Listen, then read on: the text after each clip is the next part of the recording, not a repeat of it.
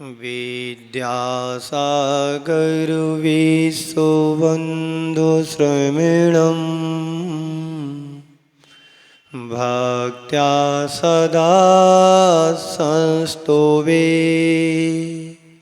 सर्वोच्चं यमिनं विनम्य परमम् सर्वार्थसिद्धिप्रदं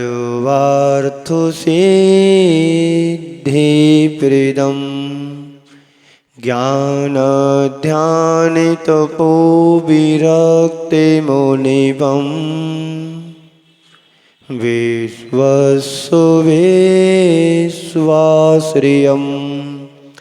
साकारं श्रमिणं विशालहृदयम् सत्यं शिवं सुन्दरं विद्यागुरु वन्दनं विद्यागुरु वन्दनं। बोलिए पंच परमेष्टि भगवान की, देवादिदेव श्री आदिनाथ भगवान की, देवादिदेव श्री भगवान महावीर स्वामी की, परम पूज्य आचार्य गुरुवर श्री विद्यासागर जी महाराज की, एक मुनि श्री हरे सागर जी महाराज की। आप सभी का संकट समाधान में स्वागत है। महाराज जी नमोस्तु। गुजरात से पांद्रा से लिखते हैं, रिकल जैन पूछ रही हैं कि पसंद नापसंद से कैसे बचें। ओम शांत।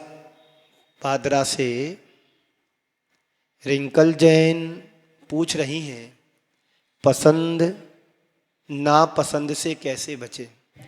प्रश्न बहुत अच्छा है।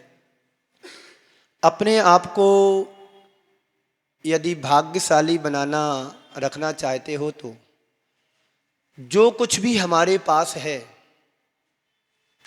उसको आप लाइक करें, यानी पसंद करें। क्या करो? लाइक करो। इसको लाइक करना है जो तुम्हारे पास है। अब आपके पास क्या है? आपके पास आपका निजी घर भी होता है, आपके पास आपकी जॉब होती है, आपके पास आपका कार होता है, कार होती है, आपके साथ में बहुत सारी जीवन से संबंधित चीज़ें होती हैं। हम उनको पसंद करेंगे तो हम जीवन में खुश रह पाएंगे। और हमारे साथ एक बहुत बड़ी विडंबना ये होती है कि हमारे पास जो है हम उसको पसंद नहीं करते हैं, और जो हमारे पास है उसको पसंद नहीं करते, जो हमारे पास नहीं उसको हम पसंद करते हैं। दिक्कत यहाँ पर आ जाती है। इस दिक्कत से बचने के लिए भगवान ने तुम्हें जो दो हाथ पैर सब कुछ दिया है उसको अपना मान करके पसंद करें, लाइक करें, तो तुम्हारे जीवन की तस्वीर ही बदल जाएगी। आपके पास क्या है? अच्छा हो तो उसको पसंद करो, बुरा है तो उसको पसंद करो, अनुकूल है तो उसको पसंद करो, प्रतिकूल है तो उसको पसंद करो, लाभ हो रहा है तो उसको पसंद करो, और जीवन में यदि हानि और नुकसान हो रहा है तो उसको पसंद करो। जो तुम्हारे पास है, जैसा है, जितना है उसको पसंद करोगे, तुम्हारे जीवन में कभी तकलीफ नहीं होगी। और जो हमारे पास है नहीं उसकी तरफ यदि हमारी दृष्टि जाती है तो हम अपने आप में दुखी रहते हैं, हो जाते हैं। इसलिए आचार्य कहते हैं, अगर किसी और की पसंद का व्यामोह तुम्हारे जीवन में है और वो तुम्हें प्राप्त नहीं हो रहा है, तो उसके लिए आप पाने के लिए पुरुषार्थ तो कर सकते हैं पर परेशान नहीं हो सकते। पुरुषार्थ करो पर परेशान नहीं। जीवन तुम्हें जो मिला है इसको पाकर के अपने जीवन का उत्थान करने की सूचना है। ये मानव भाव तुम्हें कैसे मिला, कितनी दुर्लभता से मिला। पर व्यक्तियों के साथ, हम सब के साथ एक बड़ी विडंबना रहती है। जो मेरे पास है उसको पसंद नहीं करते, और जो मेरे पास नहीं है उसको पसंद करने की चाह में रात दिन पागल होते हैं। संत कहते हैं, जो है तुम्हारे पास उसको तुम चाहो, उसको तुम पसंद करो, तो हमारे जीवन में हमेशा खुशी बनी रहेगी और हमारे जीवन में पसंद और नापसंद का प्रश्न ही नहीं होगा। मतलब क्या हुआ, जो अच्छा है, जो जैसा है, उसको स्वीकार भाव से रखो। स्वीकार भाव से करोगे तो निश्चित हमारे लिए पसंद नापसंद का प्रश्न ही नहीं खड़ा होगा। इसलिए ऐसा मान मोंटी करके जैन हमें पूछ रही हैं कि महाराज जी बाघ का सूरज कैसे जगाएं? और यदि सूरज उगाना चाहते हो तो 4-5 बिंदुओं को हम आपके सामने रख रहा हूं। जो प्राप्त है उसे पर्याप्त मानो। क्या है?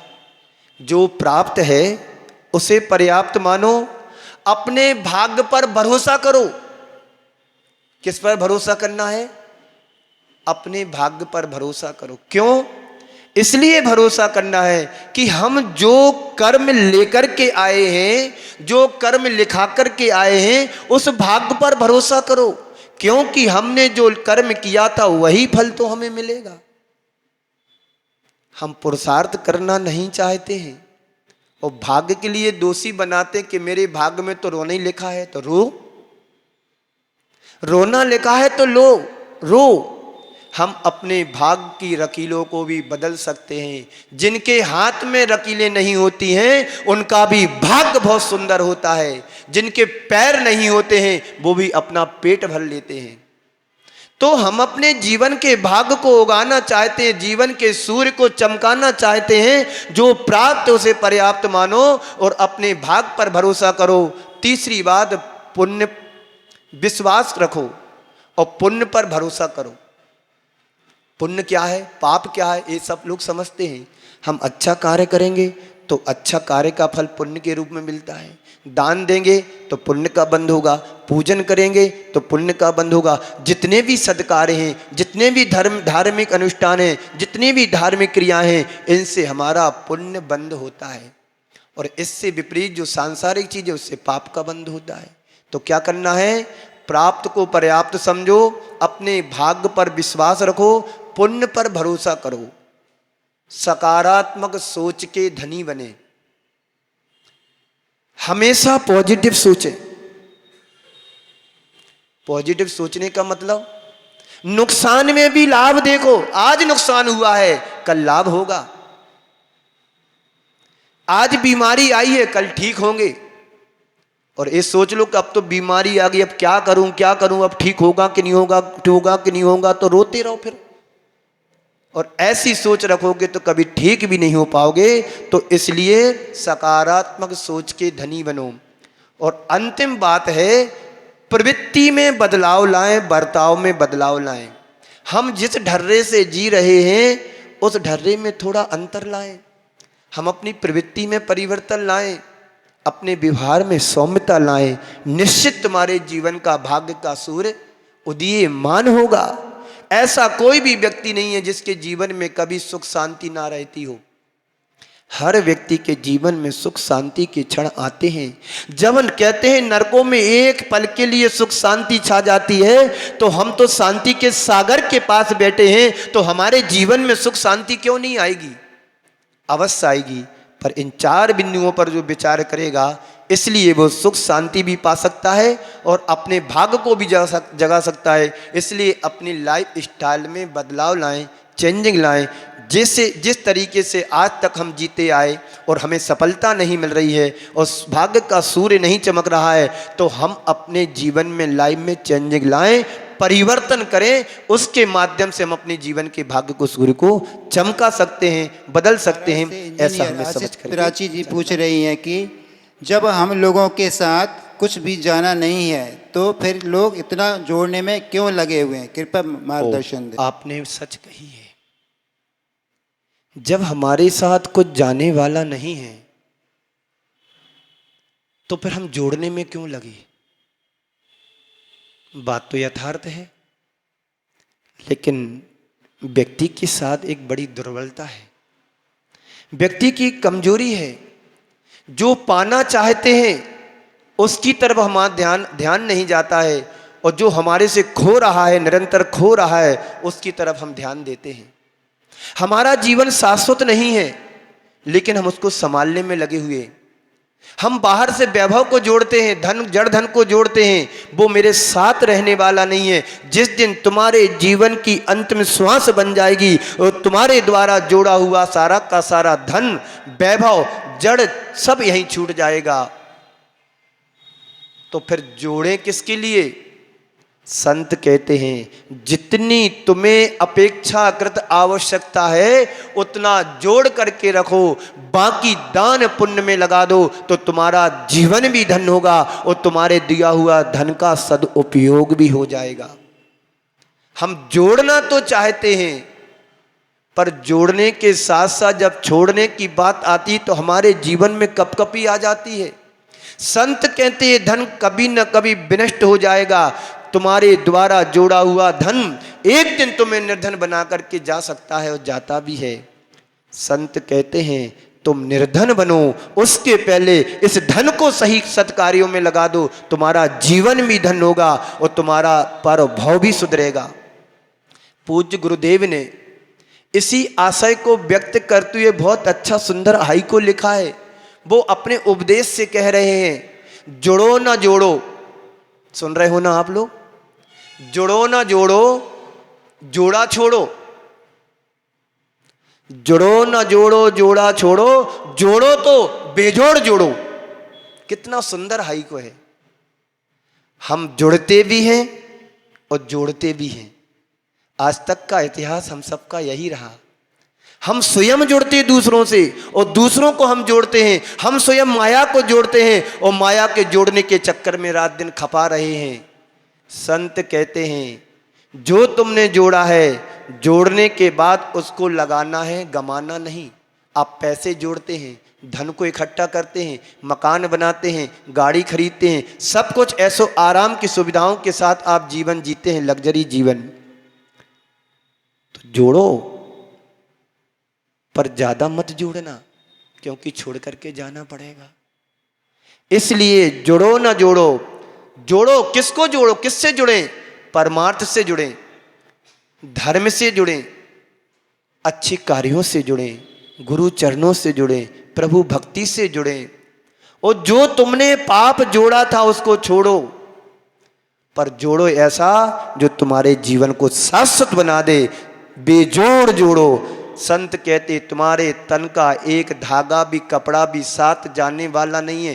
फिर भी हम सब की आसक्ति इतनी ज्यादा प्रबल है, उस आसक्ति के कारण हम रात दिन गोरख धंधे में फंसे हुए हैं, मकड़ी के जाल में फंसते चले जा रहे हैं। लेकिन पता होना चाहिए एक दिन सब कुछ हमको छोड़ करके जाना है, इसलिए उसमें रंजायमान नहीं होना है। हमारे आचार्य भगवंत कहते हैं धन कन दुर्लभ है संसार में, एक यथार्थ ज्ञान नहीं। धन कन कंचन राज सुख सबई सुलभ कर जान, और दुर्लभ है संसार में एक यथार्थ ज्ञान। संसार में जो तुम पाते हैं, धन है, कंचन है, राग है, द्वेष है, मोह है, वैभव है, जड़ वैभव, जो कुछ भी है सब तुम्हें सहजता से प्राप्त हो जाते हैं। लेकिन वास्तव में जो शाश्वत ज्ञान है, इसको पाने का पुरुषार्थ करो। बाकी का, बाहर का वैभव जड़ तो यूं छूट जाने वाला है। इसलिए जोड़ा है तो जोड़ने के साथ छोड़ने का भाव भी बना करके रखना है, क्योंकि वो हमारे साथ जाने वाला नहीं। जो शाश्वत हमारा है उसको जोड़ने का पुरुषार्थ करो। धन वैभव को नहीं, गुण वैभव को पाने का पुरुषार्थ करो। गुण वैभव को जोड़ने की आप अंदर कोशिश करेंगे, निश्चित हमारे जीवन का उत्थान यूपी से सुशील जी जैन। सुशील जी पूछ रहे हैं कि हे महाराज, सुनते हैं कि राजा भी होते हैं और महाराज भी होते हैं, तो इसकी पहचान कैसे करें? कि राजा भी होते हैं और महाराजा भी होते हैं, सबके नाम परिचित हैं। ये भी जानते हैं राजा किसे कहते हैं और ये भी जानते हैं कि महाराजा किसे कहते हैं। पर मेरे अनुसार से यदि आप सुनेंगे तो दोनों का अर्थ आपके दिल और दिमाग पर छा जाएगा। राजा उसे कहते हैं जो दुनिया पर शासन करता है, राजा उसे कहते हैं जो दुनिया पर शासन करता है, और महाराजा उसे कहते हैं जो आत्मा पर शासन करता है, वो राजा और महाराजा कहलाता है। इसलिए हमें राजा को नहीं, महाराजा बनने का पुरुषार्थ और प्रयत्न करना चाहिए। दुनिया पर शासन करने वाला राजा 5 वर्ष का हो सकता है, 25 वर्ष का हो सकता है, लेकिन आत्मा पर आत्मानुशासन करने वाला शाश्वत अजर अमर अविनाशी बनता है। ये राजा और महाराजा में अंतर और भेद विज्ञान करके चलेंगे, निश्चित हमें आनंद की अनुभूति होगी। ये नमो अंतर मध्य प्रदेश से समझना। अजय भाई पूछ रहे हैं, नमोस्तु महाराज श्री, अभी अभी स्वाध्याय करना शुरू किया है, तो लोक किसे कहते हैं और इस लोक को किसने बनाया है, कृपया मार्गदर्शन करें। मध्य प्रदेश दमोह से अजय जी पूछ रहे हैं कि महाराज श्री लोक किसे कहते हैं और लोक का विस्तार या उसका घनफल क्या कहलाता है, आप बताइए। वास्तव में जिस लोक में हम सभी रहते हैं, अभी आपसे भी पूछा जाए लोक किसे कहते हैं, शायद यहाँ पर 1 या 2% व्यक्ति ही बता पाएंगे कि लोक किसे कहते हैं। जिस लोक में हम सब जीवन यापन कर रहे हैं उसे लोक कहते हैं। अनंत आकाश के बीच में जो लोकाकाश, लोक और लोकाकाश 2 भागों में विभक्त है, तो इस अनंत आकाश के मध्य में जहां पर 6 द्रव्य पाए जाएं, अब द्रव्य भैया कौन से हैं, अष्टद्रव्य तो हमने नाम सुना है, यहां बहुत से लोगों को 6 द्रव्य भी पता नहीं होगा। तो जहां पर जीव आदि पुद्गल धर्म धर्म आकाश एक काल, ये 6 द्रव्य जहां पर पाए जाते हैं उसे लोकाकाश कहते हैं। और जहां से 6 द्रव्य नहीं पाए जाते उसे अलोकाकाश कहते हैं। इसका आकार क्या है, लोक तो बता दिया, जहां तक 6 द्रव्य पाए जाते उसे लोक कहते हैं। लोक का आकार क्या है, तो हमारे आचार्यों ने कहा है, एक पुरुष दोनों पैरों को खड़ा फैला करके और कमर पर हाथ रख करके खड़ा हो जाए, जो आकार उस पुरुष का बनता है वही आकार लोक का कहलाता है। 2 बातें हो गई। अब तीसरी बात, इसका विस्तार क्या है, तो हमारे आचार्यों ने कहा है अधोलोक से लेकर के ऊर्ध्वलोक तक, बीच में मध्यलोक भी आता है। लोक के 3 भाग किए गए हैं, एक ऊर्ध्वलोक, मध्यलोक, अधोलोक। तो अधोलोक से लेकर के ऊर्ध्वलोक तक नापने का एक पैमाना राजू होता है। किसी का नाम राजू भी होता है, पर लोक को नापने का एक पैमाना राजू कहलाता है। तो नीचे से लेकर के यदि ऊपर तक नापा जाए तो 14 राजू में ये लोक का विस्तार है। बात समझ में आई? तो 3-4 चीजें आपको बतलाई। जहां तक 6 द्रव्यों का निवास होता है उसे लोक कहते हैं। और दूसरी बात, लोक 3 प्रकार का है, ऊर्ध्वलोक, मध्यलोक और अधोलोक। लोक का विस्तार कितना है, 14 राजू है। अब जैसे अधोलोक बेत्रासन की तरह होता है, मध्यलोक झालर की तरह होता है और अधोलोक मृदंग की तरह होता है। इन सब की परिभाषाएं और इन सब को विशेष रूप से जानने के लिए आप शास्त्रों से और प्राप्त कर सकते हैं। वैसे कर्णानु योग का विषय है। जो कर्णानु योग को समझते हैं वो समझ गए होंगे ये बात कहाँ की चल रही है, क्योंकि स्वाध्याय भी हमें परम आवश्यक है, तप कहा गया है, स्वाध्याय परम तपा कहा गया है। इसलिए हम सबको अपने जीवन को उत्कर्ष तक पहुंचाने के लिए यदि कुछ चाहते हैं, अपने जीवन को ऊंचाइयां देना चाहते हैं, तो थोड़ा थोड़ा छोटा छोटा स्वाध्याय करें और अपने जीवन को पाप से बचा करके संयम से जोड़ करके चलेंगे तो स्वाध्याय का फल भी हमें अनंत गुणा प्राप्त होता है। तो लोक किसे कहते हैं, लोक का विस्तार क्या है, आप और विशेष जानकारी के लिए शास्त्रों से ज्ञात कर सकते हैं। हमारी यहाँ समाप्त हुई। अब यहाँ की शंका थी, जिनकी शंकाएं हैं मन में, तो मैं बुलाना चाहूँगा श्री अंकित जी को, वे आए और अपनी शंका पूज्य श्री के सम्मुख प्रस्तुत करें। अंकित जी। नमस्ते महाराज जी। नमस्ते महाराज जी। महाराज जी, मेरा प्रश्न है कि भव्य जीव और अभव्य जीव जो होते हैं तो उसमें पता कैसे करते हैं कि ये अभव्य है कि भव्य है? बहुत सुंदर। पहला क्वेश्चन। दूसरा, अभव्य जीव का ये तक सुना है जहाँ तक कि वो मुनिपद को ही पाके नवग्रह तक जाके चला जाता है, फिर भी वो निगोद में चला जाता है, तो उसके क्या परिणाम, सुधर नहीं पाते, उसमें क्या दिक्कत आती है? तो इसका जरा शंका का समाधान करें। आपने प्रश्न पूछा है भव्य और अभव्य की पहचान कैसे करें। बात सही है। भव्य की पहचान करने के लिए हमें भव्यता चाहिए पड़ेगी। पहले तो हो ऐसा कहा जाता है डॉक्टर ही मरीज को देख सकता है, और जोहरी के लिए ही हीरे चांदी सोने की परख होती है, हर किसी को नहीं होती। तो भव्य किसे कहते हैं? जो सम्यक दर्शन को प्राप्त करने की पात्रता रखता है उसे भव्य कहते हैं। जिसके लिए देव शास्त्र गुरु पर श्रद्धा रखने की पात्रता है उसे भव्य कहते हैं। और जो व्रत नियम लेने के लिए, दान पुण्य करने के लिए कभी पीछे ना हटता उसे भव्य कहते हैं। अभव्य किसे कहते हैं? अभव्य उसे कहते हैं जो कभी भी दान पुण्य की बात सुनते ही मंदिर से बाहर खड़ा हो जाए, कभी मेरा नाम ना आ जाए, नंबर ना आ जाए। सम्यक्त को ग्रहण करने की पात्रता उसके जीवन में कतई नहीं होगी। हमारे आचार्यों ने एक उदाहरण दिया है, ठर्रा मूंग। अब ये ठर्रा मूंग क्या कहलाती? मूंग तो सभी जानते होंगे, हरे कलर की होती है, दाल बनती है, मूंग की दाल बनती है। आपने बाजार से नंबर 1 की मूंग खरीद करके जमीन में बोया, सारे दाने अच्छे से अंकुरित होकर के पैदावार अच्छी हुई। लेकिन आपने मूंग खरीद करके घर में ला करके उसको बनाया और पूरी दाल पक गई, उसमें से 1-2 दाने ऐसे निकले जैसे कंकड़ जैसे हो। जब आप खाना प्रारंभ किया तो दांत के नीचे आया, हो सकता आपका दांत का टुकड़ा भी, दांत भी टूट सकता है। अरे ये कंकड़ कहां से आया? अब आप तो निकाल के देख भी सकते हो, कंकड़ की जगह वो तो दाल थी। इसको बोलते हैं अभव्य ठर्रा मूंग की तरह, वो कभी सीजने वाले नहीं होते हैं। अब इसकी पहचान कैसे करें हम? तो पहचान के लिए हमारे पास थर्मामीटर है। किसी को बुखार को नापने के लिए थर्मामीटर की तो हमारे पास व्यवस्था है कि लगा दिया बाजू में, तो उसमें टेम्परेचर आता है कि 99 है, कि 102 है, कि 104 है, 105 कितना है। पर किसी के अंदर के परिणामों को, भावों को नापने के पास हमारे पास ऐसा कोई थर्मामीटर नहीं है। मेरे पास क्या, मेरे जैसे अनेक साधुओं के पास भी इस चीज का थर्मामीटर नहीं है। पर हां, एक पहचान है, बता दूं, एक पहचान है।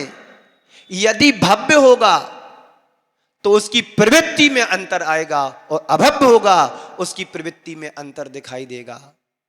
और आपने एक प्रश्न और जोड़ करके कहा, वो क्या कहा कि अभव्य भी 9वें ग्रेवे तक पहुंच सकता है। तो कैसे? ये बड़ी विचित्रता है कर्मों की। भव्य नहीं है पर मुनि व्रतों को धारण उसने कर लिया। और ऐसे भी उदाहरण आते हैं उस अभव्य जीव के लिए, घानी में भी पेल देना, उफ नहीं करेंगे, उस व्रत के प्रभाव से 9वें ग्रेवे तक पहुंच सकता है, सिद्धांत कहता है। अब 6 ढाला में क्या पढ़ते? मुनि व्रत धार अनंत बार ग्रीवक उपजायो, पै निज आत्म ज्ञान बना सुख लेस न पायो। अनंत बार मुनि व्रतों को धारण करके 9वें ग्रेवे तक पहुंच गए, वहां से बैक टू पवेलियां रिटर्न आना पड़ा। क्यों? सम्यक ज्ञान के बिना। किसके बिना? सम्यक ज्ञान के अभाव में। कितनी लंबी छलांग लगा ली, 9वें ग्रेवे तक, अंतिम बस एक बाल का अंतर रहता है।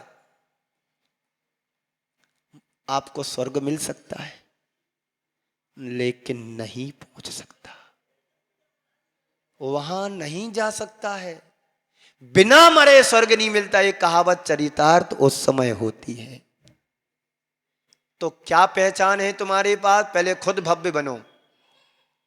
आपको कभी प्रेरणा दी जाए कि तुम्हें दान देना है, अंकित भाई दान देना, तुम्हें सहयोग करना, जी महाराज श्री जो आज्ञा, उस समय तो तुम समर्पण की परिभाषा में आ जाओ। भले बाद में महाराज से अंदर कमरे में जाके बात कर लेना, महाराज श्री अभी हमारी अनुकूलता नहीं है, समाज के सामने तो मैंने हाँ कह दिया, आपकी प्रेस्टीज पॉइंट था। ठीक है, जो आज्ञा जो बनेगा करूंगा, मना नहीं कर रहा हूं। ये श्रद्धान जब तुम्हारे अंदर भाव होते हैं, श्रद्धान होता है, तो यही पहचान है कि तुम भव्य हो।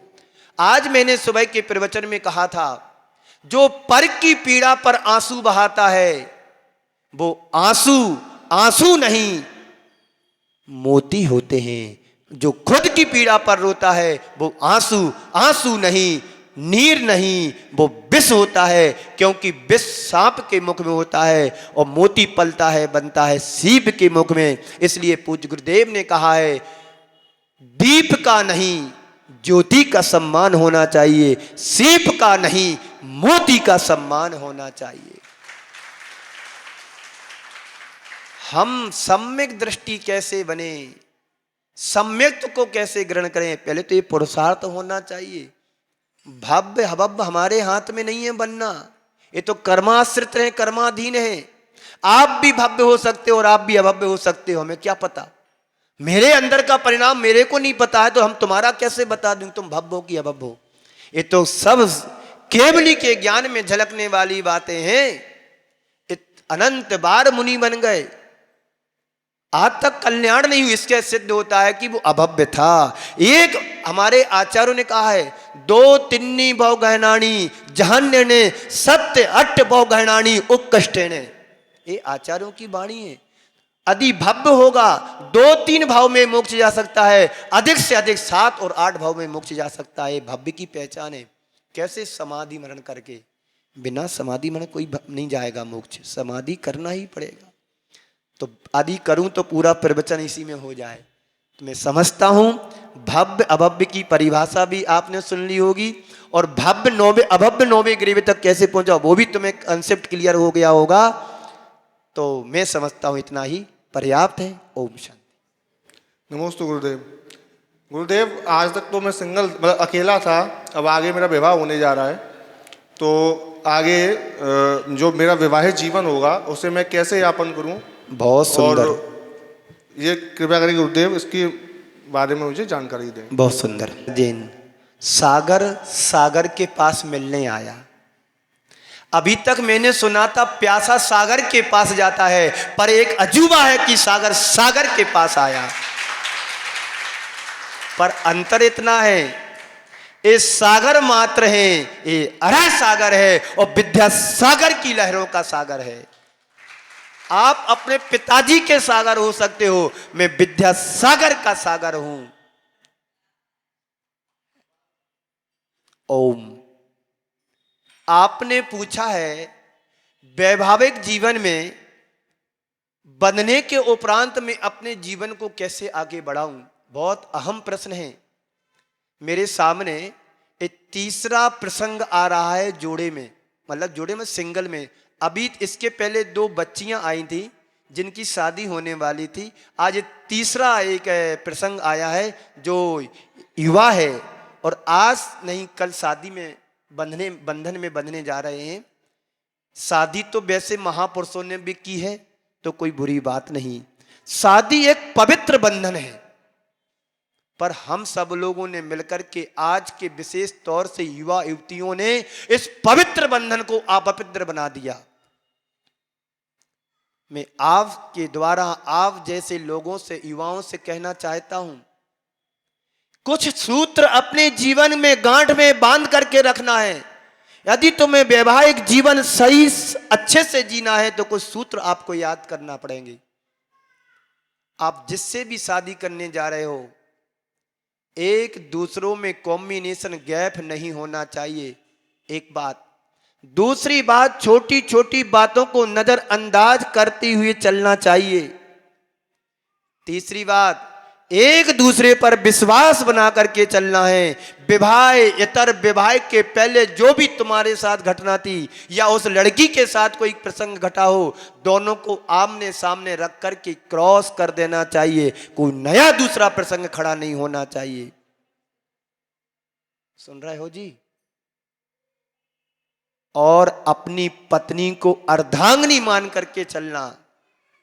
एक पराये घर से आई हुई है, अब ये हमारी साथ धर्मी है और हमारे एक शरीर का पार्ट है। पार्ट ऑफ लाइफ नहीं, पार्ट ऑफ आर्ट बना करके चलना है। सुन रहे हो ना? तभी तुम्हारे जीवन में खुशहाली आएगी, और जब खुशहाली आएगी तो जीवन में मजा भी आएगा और आनंद भी आएगा।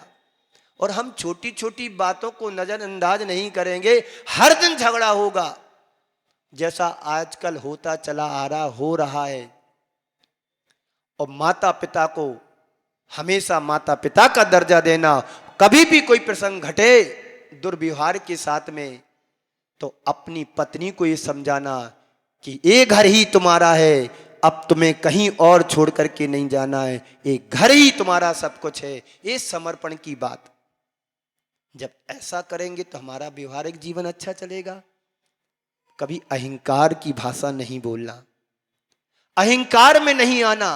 पैसा आज है कल रहे न रहे क्या भरोसा, लेकिन जीवन व्यवहार हमारा शाश्वत बना रहना चाहिए, जिससे हमारे आगे का व्यवहार बहुत अच्छे चले। इसलिए विवाह के बंधन में बंधने में कोई पाप नहीं है, पर सुदार संतोष व्रत का पालन जरूर करना। ये आचार्यों ने कहा है। एक गृहस्थ को अणुवृत्ति के रूप में वृत्ति कहा है, ब्रह्मचर्य कहा है। एक पत्नी में जो संतुष्ट रहता है उसको ब्रह्मचर्य की उपमा दी आचार्य समंदर भद्र महाराज ने।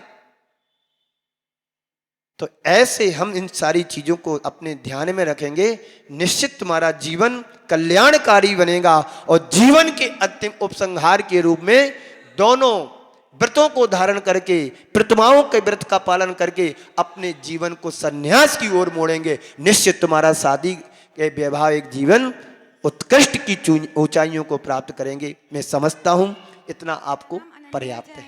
महाराज जी, मेरी जिज्ञासा है कि नवदा भक्ति क्या होती है? हाँ, नवदा भक्ति क्या है?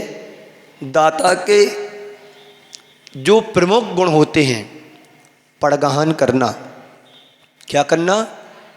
पड़गहन करना। कमरे के अंदर खड़े होकर के पड़गान होता है कि बाजार में आंगन में आकर के पड़गान होता है? बोलो बोलो, हाँ आंसर दो फटाफट।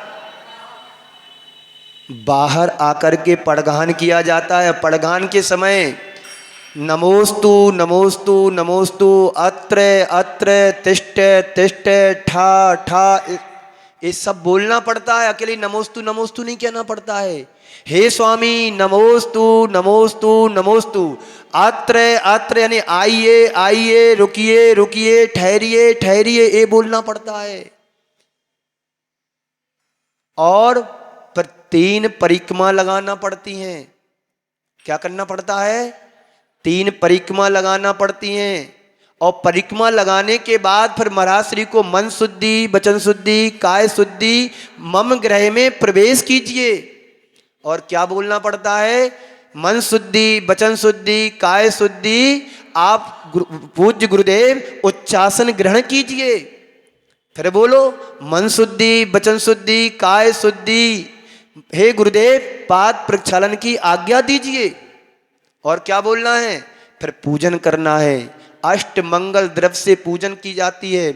उसके बाद फिर शुद्धि बोलना पड़ती है। हे स्वामी मन शुद्धि, वचन शुद्धि, काय शुद्धि, आहार जल शुद्ध है, अंजलि मुद्रा छोड़ अंजलि बांध आहार ग्रहण कीजिए। इसको बोलती नवदा भक्ति। बना लिया गुरु ने, यहाँ तुम खा लो, आप ही बनाओ आप ही खाओ। तुम्हारे भोजन की कीमत तभी है जब तुम पूरी नवदा भक्ति करोगे।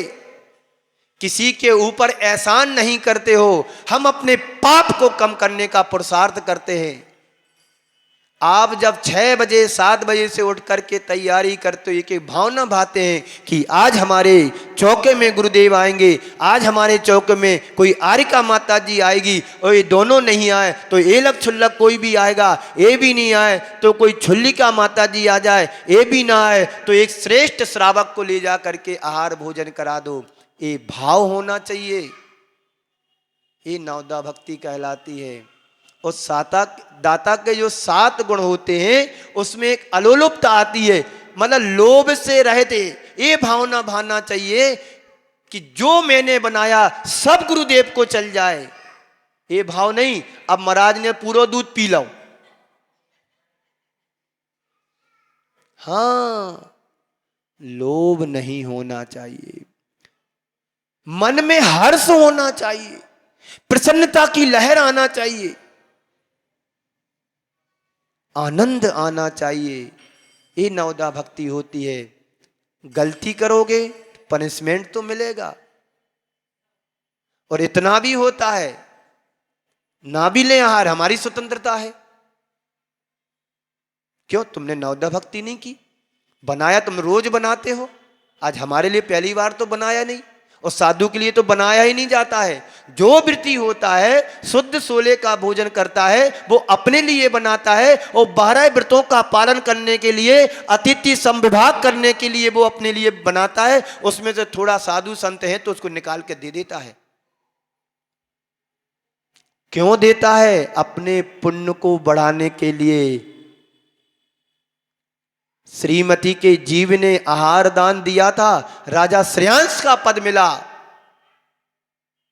और वही राजा श्रेयांश 1 वर्ष के उपवास के बाद आदिनाथ भगवान को आहार देने का सौभाग्य भी पाया। ये पुण्य का काम करो,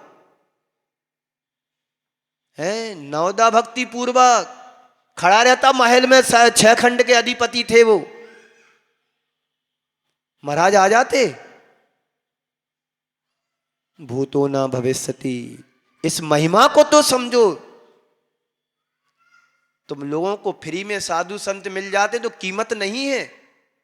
बनारसी दास जी के जीवन को देखो, इसी उत्तर प्रदेश के थे वो, रो रो करके चले गए, साधु के दर्शन नहीं हुए। उन्होंने अपनी कविता में लिखा था, साधु बिन साधु बना जाता नहीं, साधु साधु बिन बना जाता नहीं, दिल दुखी है दर्द सहा जाता नहीं। वो बनारसी दास जी थे जिनने सागर नाटक समय सार लिख दिया पूरा, और पूरे आगरा इस अंचल में समय सार को पढ़ाया जाता था। हर घर घर में समय सार की वाचना होती थी।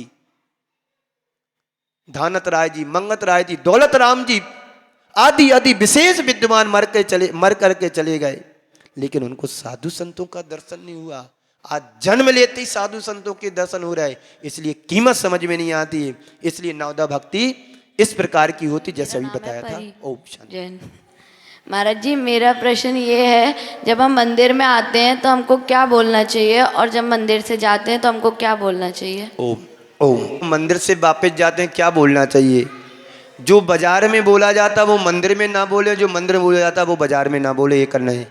लेकिन मैं आपसे कहता हूं, जो मैंने सीखा था, जब मंदिर में प्रवेश करते हैं, मंदिर घर से निकलते ही हमारे शुभ भावों के परिणामों में शुभ विशुद्धता होना चाहिए। जैसे जैसे मंदिर नदी का है, हमारे परिणामों में बड़ी निर्मलता होना चाहिए, विशुद्धि होना चाहिए। और जब मंदिर के प्रवेश करने लगे तो उस समय निस्सही निस्सही निस्सही, क्योंकि यहाँ पर सभी प्रकार के देवी देवता निवास करते हैं और हम यहाँ पर प्रवेश कर रहे हैं, तो उनसे हमें आज्ञा लेना पड़ती है कि हम आपके स्थान पर आ रहे हैं, हम मुझे जगह दीजिए, मुझे स्थान दीजिए। और जब हम दर्शन करके वापस जाएं तो अस्सही अस्सही बोल करके जाएं कि हम आपकी परम कृपा से भगवान के दर्शन कर पाए हैं, अब मैं दर्शन करके वापस जा रही हूँ, अब आप अपने स्थान पर आइए। तो निस्सही निस्सही निस्सही और अस्सही अस्सही, ये तो हो गया। और जब भगवान के सामने खड़े हो जाते हैं तो भगवान की मूर्ति को नहीं देखना है, भगवान के अंदर विराजित मूर्ति मान के दर्शन करना है। हे प्रभु, तुम्हारी छवि तो हमने अनंतों बार देखी, आपकी प्रतिमा के दर्शन करके मेरा जीवन धन्य हो गया। आपके अंदर का जो परम तत्व है उस तत्व के दर्शन करना है, मूर्ति मान के दर्शन करना है। मूर्ति के दर्शन करते करते तो अनंत भाव बीत गए, अनंत काल निकल गया। लेकिन आपके जिस दिन दर्शन करते करते, जिन दर्शन करते करते जिस दिन तुम्हें आत्मानुभूति होने लगे, समझ लेना कि आज मेरा दर्शन करना सार्थक हो गया। निज दर्शन हो जाए, भगवान की प्रतिमा में अपनी छवि दिखना चाहिए। जैसे आप अपने घर में दर्पण में चेहरा देखते हैं, क्यों देखते हैं? कि मेरे चेहरे पे कहीं दाग धब्बा तो नहीं लगा है, कहीं साबुन तो छपी नहीं रह गई, कहीं तुम्हारा पाउडर, कहीं क्रीम, कहीं काजल कहीं खिसक तो नहीं गया है। साफ करने के लिए दर्पण देखते हैं, लेकिन भगवान की प्रतिमा में दर्शन करो पापों को साफ करने के लिए। तो मंदिर आते समय निस्सही बोले और जाते समय अस्सही बोले, ये अर्थ समझना। नमोस्तु स्वामी। सबसे बड़ा दान कौन सा होता है? तो सबसे बड़ा दान तो मैं समझता हूं जो मौके पर दिया जाए वो सबसे बड़ा दान होता है। यदि मैं आपसे कहूं कि रोज शांति धारा में दान दो, तो आप दान देने को मना कर दो कि हम तो शांति धारा ही करें, सबसे बड़ा दान है। यदि आपसे कहा जाए कि सबसे बड़ा दान आहार दान है, तो आप रोज आहार दोगे, बाकी दान को मना कर दोगे। आपसे कहा जाए कि बसती का दान है, आवास दान है, तो आप आवास दान में दान दोगे, बाकी दान में मना कर दोगे। तो इससे अच्छा है अवसर की तलाश करके अवसर पर जो तुम दोगे वो सबसे बड़ा दान माना जाता है। यदि मैं व्याख्या करूं तो 10 मिनट अतिरिक्त रहेंगे। ये यदि प्रश्न तुम पहले करते तो मैं बहुत अच्छे से उत्तर देते, एक एक दान की व्याख्या करके बताता। यदि तुमने एक विद्यार्थी को दान दिया है, विद्यार्थी का सहयोग किया है, तो उसकी लाइफ समझ जाती है अपने, यदि पढ़ करके खड़ा हो गया। और यदि तुमने एक मरीज को बचा दिया तो उसकी जिंदगी समझ जाती है, जीवन बच जाता है। और यदि तुमने मंदिर में दान दिया तुम्हारे प्रभाव सुधर जाते हैं। और व्याख्या करूं तो घंटा भर लग सकता है, इसलिए इतना जिज्ञासा ही ये है कि करनी और कथनी में क्या अंतर है? करनी और कथनी, करनी यानी करने योग्य कार्य को करनी कहते हैं। जैसे आप खाना बना रहे हैं यानी भोजन बना रहे हैं, ये आपकी करनी हो गई। आप कपड़े धुल रहे हैं, ये आपकी करनी हो गई। आप किसी भी कार्य को आगे बढ़ा रहे हैं, आपके माध्यम से कोई मशीन चला रहे हैं आप, ये तुम्हारी करनी हो गई। कथनी उसके भावों को पकड़ करके उसमें और संयोजना करना, एक कथनी कहलाती है। करनी यानी क्रिया, एक्शन, और कथनी यानी अंदर के तुम्हारे भाव, जिन भावों से आप एक कार्य को इल्जाम यानी अंदाज दे रहे हैं। एक करनी और कथनी, करनी में आप परिवर्तन ला सकते हैं लेकिन कथनी में परिवर्तन नहीं ला सकते। जो तुमने कर्म किया था उसका फल तुम्हें कथनी के रूप में भुगतना ही पड़ेगा। करनी में परिवर्तन ला करके आगे वाले कर्मों को हम सुधार सकते हैं। एक कथनी और करनी का अंतर मान करके, भेद मान करके चले, ये अर्थ आपको जी निश्चय और व्यवहार क्या होता है? प्रश्न तुम्हारा बहुत अच्छा है। पहले मैं आपसे प्रश्न करता हूं, क्या आप स्वाध्याय करते हैं? बोलो। जी महाराज जी, कभी कभी थोड़ा थोड़ा।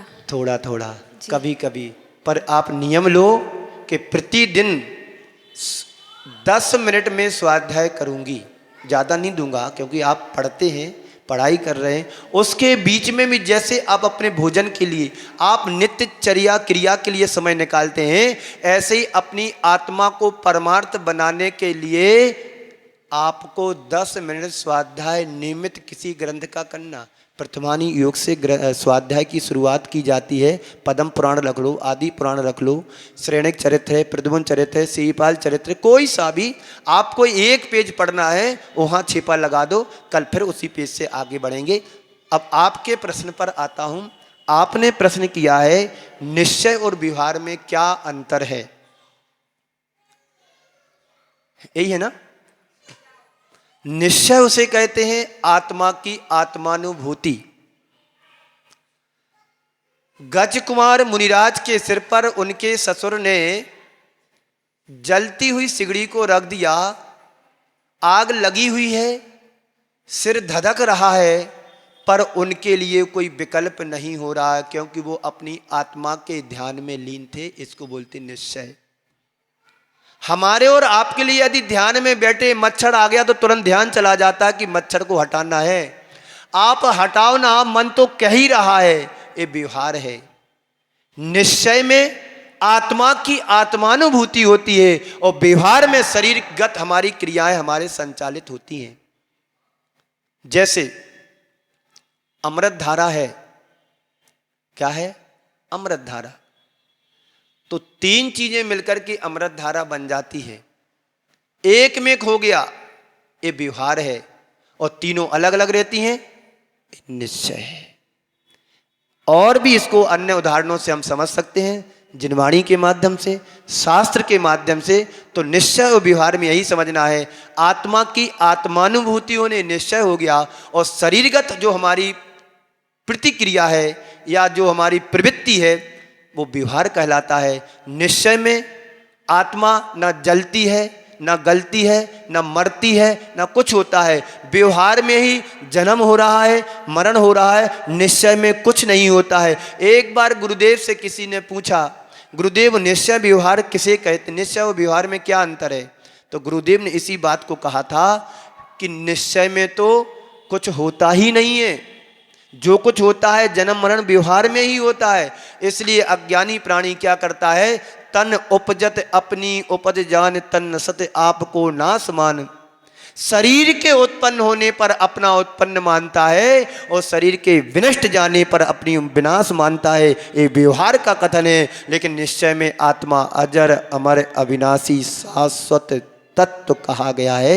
ये मान करके चलना है। आप सभी का समय हो गया। इसी मंगल पुनीत भावना के साथ मैं अपनी वाणी को पूज्य गुरुदेव के चरणों में नमन अर्पित करते हुए यहीं पर विराम देता हूँ। बोलिए परम पूज्य आचार्य गुरुवर श्री विद्यासागर जी महाराज की। बोलिए परम